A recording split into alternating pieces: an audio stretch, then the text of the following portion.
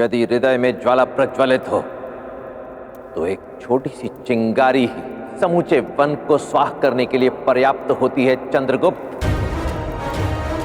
युद्ध करने के लिए हाथों में शस्त्र की आवश्यकता नहीं, हृदय में दृढ़ संकल्प की आवश्यकता होती है।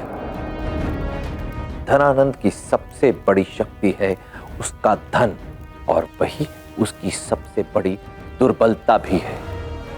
और हम इसी दुर्बलता पर निर्ममता से चोट करेंगे। यही होगा हमारी इस क्रांति का प्रथम अध्याय, धनानंद का धन लूटना। महामाते, इन खाली संदूकों को देखो। कल ये सभी खाली संदूक स्वर्ण मुद्राओं से भरे होंगे। जब मगध की भयभीत प्रजा अपने अस्तित्व के लिए कर देगी और वो सभी कर इन संदूकों में भरे जाएंगे तो धनानंद का आनंद और भी बढ़ जाएगा। ईश्वर करे महामहिम कि हर दिन हर वर्ष मगध का राजकोष इसी प्रकार बढ़ता रहे। मगध का कोष मेरा कोष। उचित कहा आपने महामहिम। मगध अर्थात सम्राट धनानंद, और सम्राट धनानंद अर्थात मगध। वो तो है महामाते, किंतु जब बात धन की आती है तो मैं थोड़ा भिन्न सोचता हूं। मगध से भिन्न। आप तो जानते ही हैं महामाते। जी महामहिम, जानता हूं। इसलिए आपके प्रिय धन को उसके उपयुक्त और सुरक्षित स्थान पर भेजने का प्रबंध कर दिया है मैंने। एक ऐसा स्थान जो मगध में ही है, पर मगध के दृष्टि में नहीं। कल की प्रतीक्षा रहेगी मुझे। कल ना केवल मेरा धन आ रहा है, अपितु मेरे तिल चट्टे के 3 मित्र भी आ रहे हैं। और आप तो जानते ही हैं महामाते कि मुझे असक्षम लोग बिल्कुल नहीं बाते। निश्चिंत रहिए महामहिम। इस सामर्थ्य राक्षस के होते हुए ऐसा कोई व्यक्ति राजमहल में प्रवेश नहीं कर सकता जिसके मन में, जिसके मंशा में, जिसके प्रतिभा में सम्राट के प्रति सेवा भाव न हो। यदि इस मंशा के साथ महल में प्रवेश किया तो महल के नहीं, नरक के द्वार खुल जाएंगे हमारे लिए आचार्य। प्रसन्नता हुई है जानकर कि तुम्हें स्थिति की गंभीरता का अनुमान है। तुम वहां राज सेवक बनकर नहीं, अपितु मेरे सैनिक बनकर प्रवेश करोगे।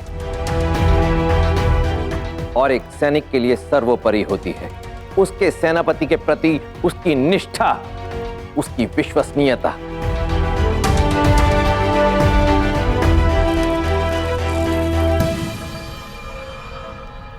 ये रुद्राक्ष की मालाएं देखते हो, इसके सभी मन के एक समान, केवल एक को छोड़कर। प्रत्येक माला में वो एक मन का, शेष से भिन्न है। रंग और आकार में ही नहीं, प्रवृत्ति में भी, क्योंकि वो मन का विषाक्त है।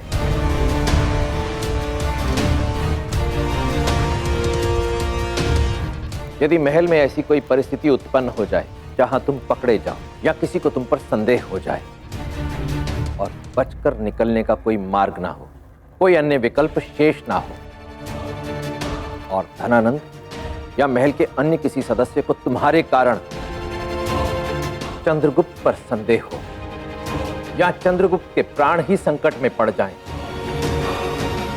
तो तुम वो मन का निगल लेना।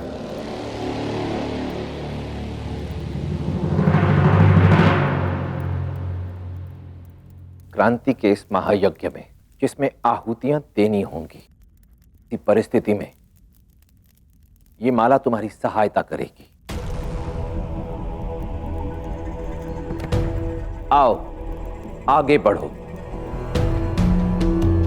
यही वो क्षण है जो तुम्हारे इस निर्णय का साक्षी बनेगा। किंतु आचार्य, शांत।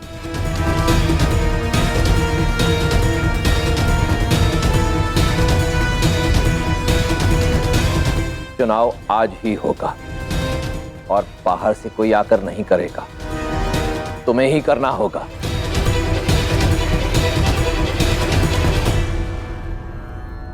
क्रांति के इस महायज्ञ से पीछे हटने का ये अंतिम अवसर है।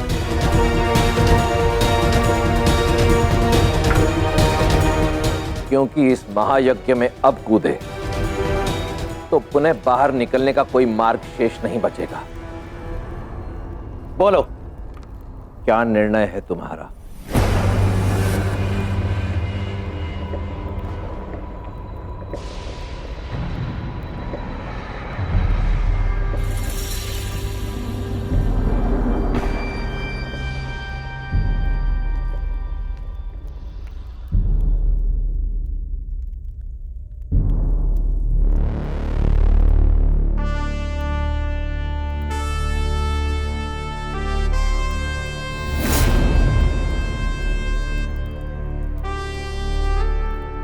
क्रांति के इस महायज्ञ में हम तुम्हारे साथ हैं चंद्र।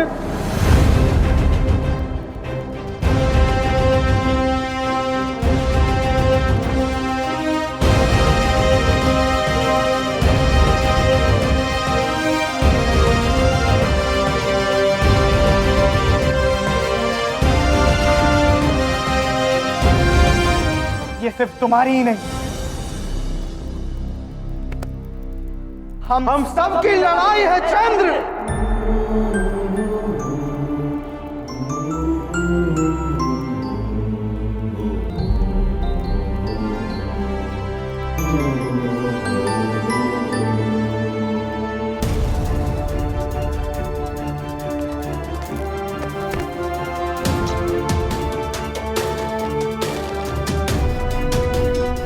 किशोरावस्था से युवावस्था की यात्रा आरंभ होती है।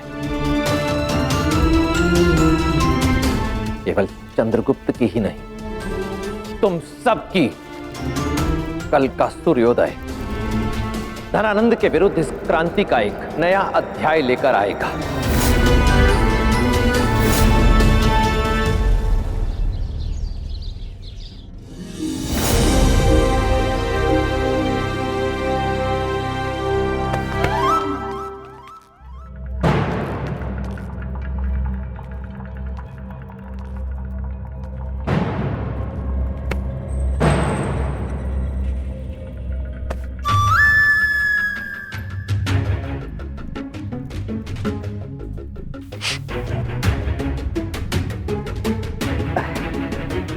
सेनापति भद्रसाल, ये है मेरे 3 मित्र जिनके विषय में मैंने सम्राट को बताया था। ये तीनों ही अपने अपने क्षेत्रों में पारंगत हैं।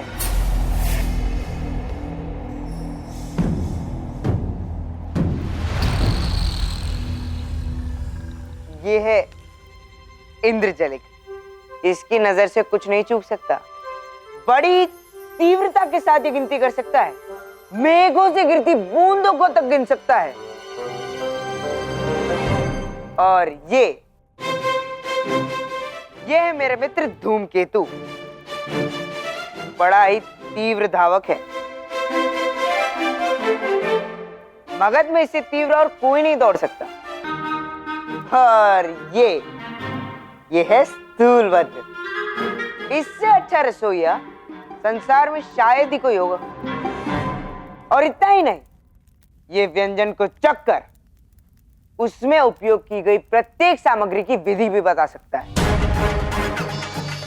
तो स्थूलभद्र रसोई में कार्य कर सकता है, धूमकेतु संदेशवाहक दूत बन सकता है, और इंद्रजलिक इसे आप किसी भी कार्यक्षेत्र में करवा सकते हैं जिसमें गणना की आवश्यकता हो। आओ मित्र, मैं तुम सबको तुम्हारा कार्य बता देता हूं। इतनी भी क्या शीघ्रता है?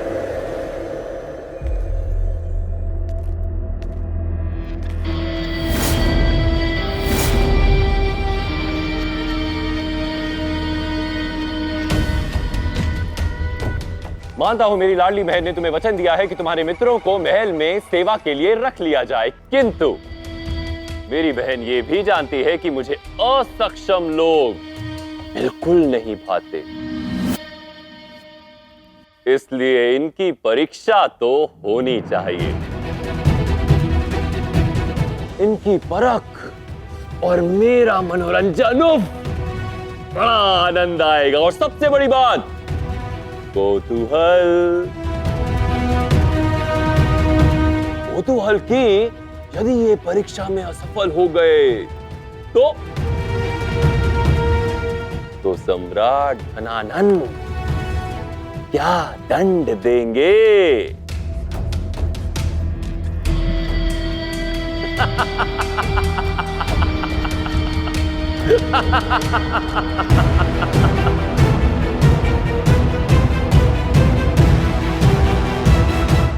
मेरे प्रिय दास, अब तुम अपने इस मित्र की आंखों पर ये पट्टी बांधोगे, कसकर। इसे कुछ भी दिखना नहीं चाहिए।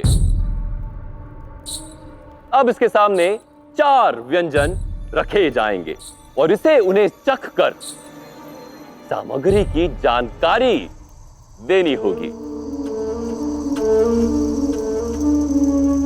उन व्यंजनों की सामग्री की सूची है मेरे पास, तो मुझे पता चल जाएगा कि इसका दिया उत्तर सही है या गलत।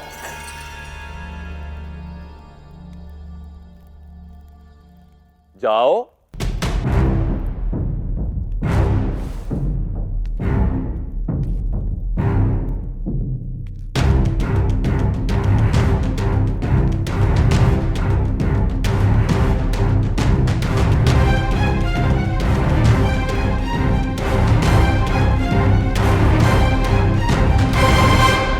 व्यंजन।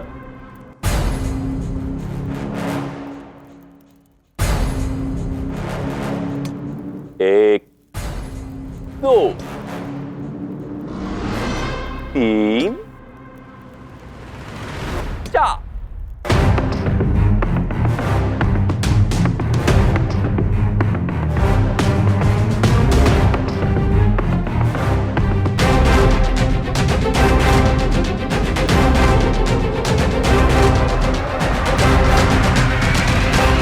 इससे पहले कि तुम चुनौती आरंभ करो, मैं तुम्हें सूचित करना चाहता हूं कि इन पात्रों में से किसी एक पात्र में विष है। वो इसमें है या इसमें। सत्य में मैं नहीं जानता, किंतु मैं जानने के लिए अत्यंत उत्सुक हूं।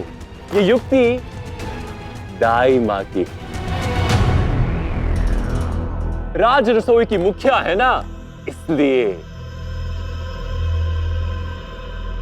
अब तुम इस परीक्षा में सफल हुए तो तुम्हारे लिए राज रसोई का द्वार खुल जाएगा, और यदि तुम इस परीक्षा में असफल हुए तो राम राम राम राम राम राम राम राम मृत्यु का द्वार।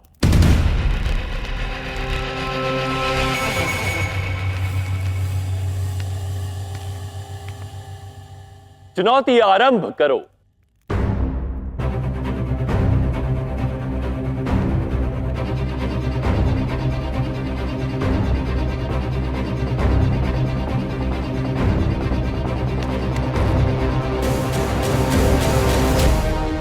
मैं जानने के लिए अत्यंत उत्सुक हूं कि इनमें से किस पात्र में विष है। पहले में, दूसरे में, चौथे में या तीसरे में।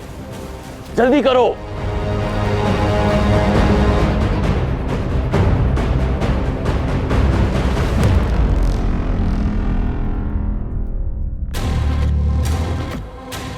सम्राट, इस व्यंजन में तुलसी, तेजपत्ता, काली मिर्च, लौंग और हाँ, नमक के साथ साथ मधु का प्रयोग हुआ है। उत्तम। अब दूसरा व्यंजन चखो।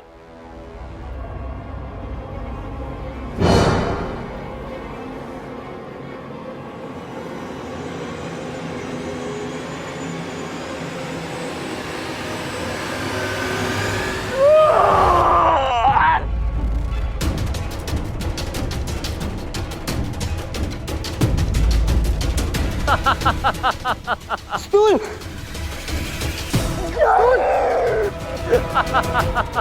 आराम से, स्टूल, पानी पियो।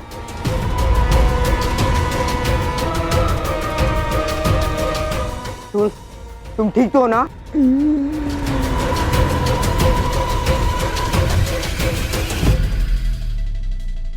जीवित है। इस व्यंजन में अत्यधिक मिर्च डाली गई थी। सामग्री। सम्राट, इस व्यंजन में हरी मिर्च और काली मिर्च के साथ लहसुन, प्याज और अजवाइन का स्वाद अत्यधिक स्पष्ट है, किंतु आवश्यकता से अधिक भीगी मिर्च का प्रयोग किया गया इसमें। सम्राट का तो मुंह जल जाता। तीसरा।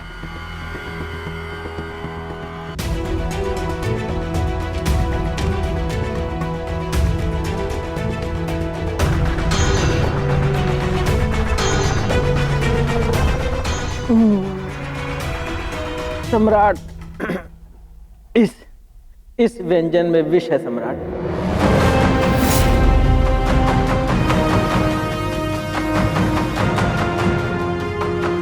एक कुशल रसोइया केवल स्वाद से ही नहीं, व्यंजन की सुगंध से भी यह बता सकता है कि उसमें किन किन मसालों और सामग्री का प्रयोग किया गया है।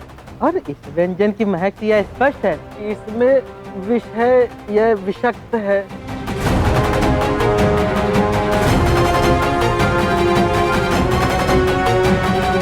उत्तम। पट्टी खोल दो इसकी।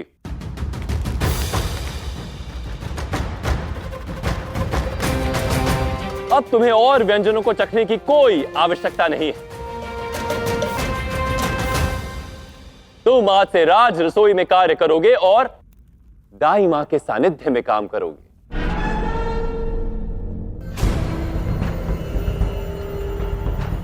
अब देखना ये है कि तुम धूमकेतु कितना तेज दौड़ते हो।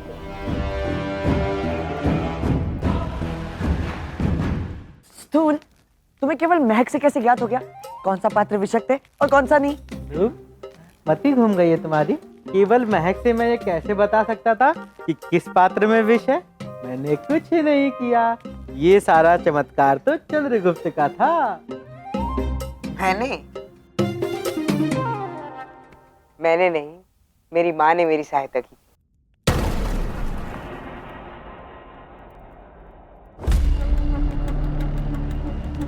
जब माँ सभा में स्थूल के लिए वो चारों पात्र रख रही थी तो उन्होंने मुझे देखा और उन्होंने तीसरे पात्र को थपथपाया।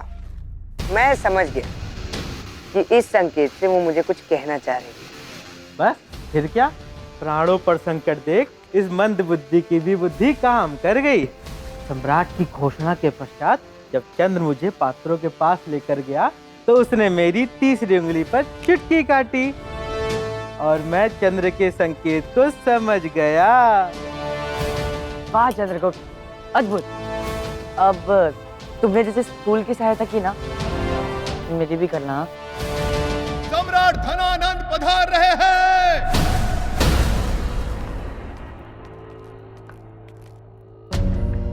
भद्रसाल मगध के सेनापति भी हैं और साथ ही मगध के सबसे तीव्र धावक भी। यदि तुमने इन्हें इस दौड़ में हरा दिया तो तुम्हें व्यक्तिगत राजदूत सेवा में रख लिया जाएगा।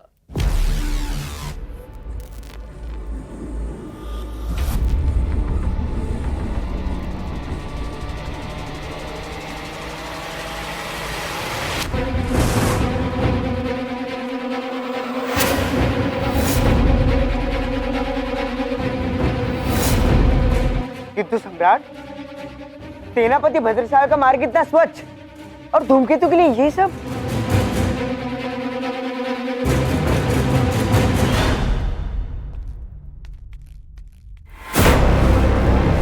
एक राजदूत का कार्यपथ ऐसा ही होता है। मार्ग में कंकड़ आए, पत्थर आए, कांटे आए या फिर कांच के टुकड़े, समय सीमा के मध्य ही संदेश पहुंचाना होता है, और वो भी गोपनीयता के साथ। अब जब कार्य सरल नहीं होगा तो फिर मार्ग सरल कैसे हो सकता है?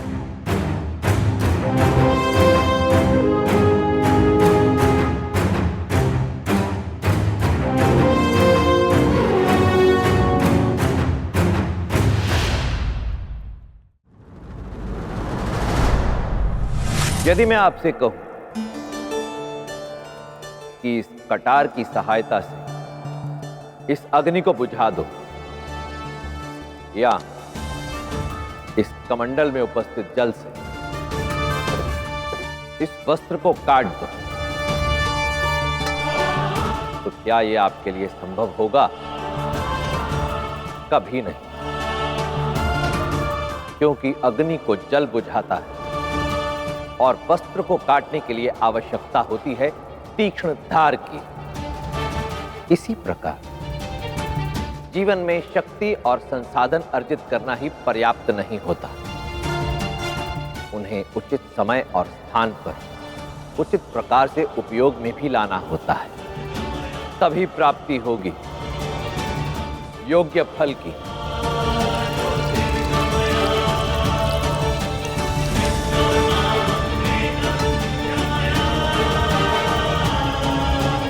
नीतियां मेरी, नियति आपकी।